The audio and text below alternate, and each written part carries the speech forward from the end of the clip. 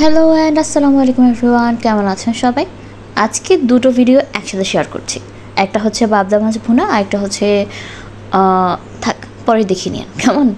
প্রথমে যাচ্ছি পাবদা মাছের কাছে। মাছটাকে প্রথমে লবণ আর হলুদ মরিচ দিয়ে ভালো করে ম্যারিনেট করে নিয়ে একটা ফ্রাই প্যানে তেল দিয়ে একদম ভালো করে ভেজে নেওয়া হবে।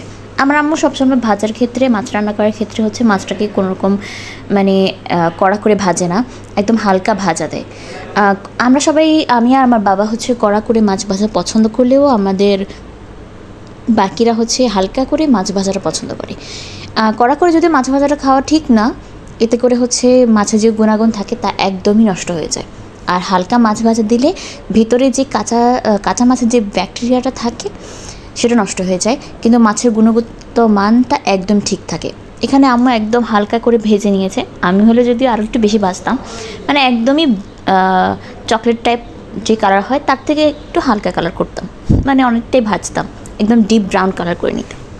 যাই হোক, আমার সাবজেক্ট বাদ, আমরা আসি হচ্ছে রান্নার সাবজেক্টে। এখানে এবার রান্নার পালা।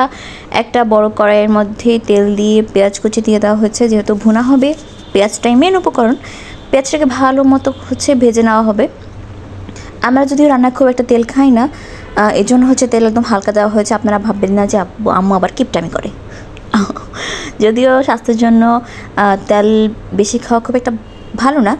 যাই হোক, এখানে হচ্ছে পেঁয়াজের মধ্যে সবগুলো মশলা দিয়ে দেওয়া হবে এক এক করে। একটুখানি প্রথমে একটুখানি পানি দিয়েছিল, নয়তো হচ্ছে মশলাগুলো একদমই নষ্ট হয়ে যাবে, মানে হচ্ছে তিতো হয়ে যাবে।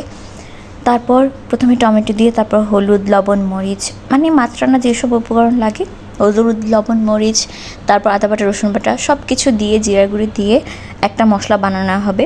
যে মশলাটাকে অনেকটা সময় নিয়ে কষানো হবে, যাতে তার মধ্য থেকে যেসব মশলা স্মেল থাকে তা চলে যায়।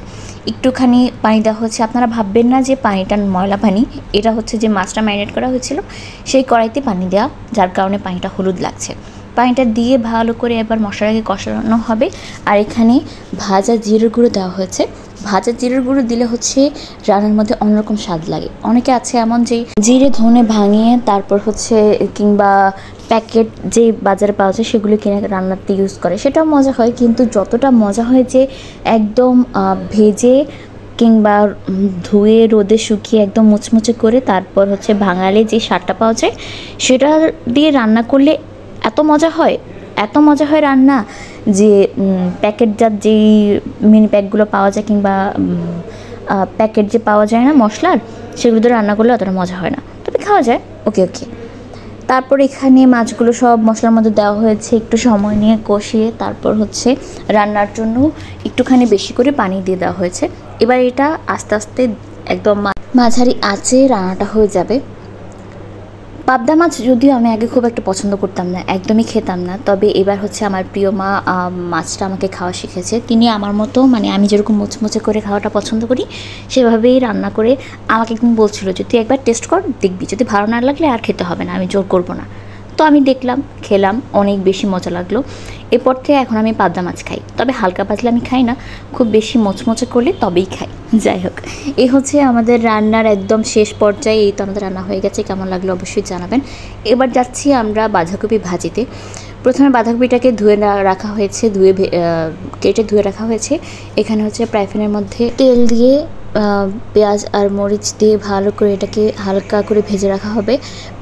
খুব বেশি ব্রাউন কালার করা যাবে না। তার মধ্যে হচ্ছে কেটে ধুয়ে রাখা বাঁধাকপিটা দিয়ে দেওয়া হয়েছে। আমি আমার আগে সবগুলো ভিডিওতে বলেছিলাম, যেহেতু আমরা গ্রামের বাড়িতে আছি, ব্যাকগ্রাউন্ড নয়েজ আপনারা পেতে পারেন। আর আমি যে অ্যাপ দিয়ে হচ্ছে ভিডিওটা এডিট করি, সেই অ্যাপ দিয়ে হচ্ছে ব্যাকগ্রাউন্ড নয়েজটা রিমুভ করা যায় না। আগে যেহেতু, এখন হচ্ছে প্রো লাগে, প্রোতে আবার রিমুভ করা যায় না। এবার আমরা রান্নার টপিকে আসি। আমি বারবার হচ্ছে রান্নার টপিক থেকে বের হয়ে যাই, যদি এটা আমার স্বভাব না, তবে মাঝে মাঝে কথার বাইরে চলে যাই, রেসিপি দেওয়ার বাইরে। এই তো এখন হচ্ছে আমরা মশলার সাথে ভাজিটা হচ্ছে ভালো করে মিক্সড করে কিছুক্ষণ দমে দেওয়ার পরে একটু একটু করে যে পানিটা ছাড়বে, সেই পানিটাতেই কিন্তু আমাদের রান্নাটা হয়ে যাবে।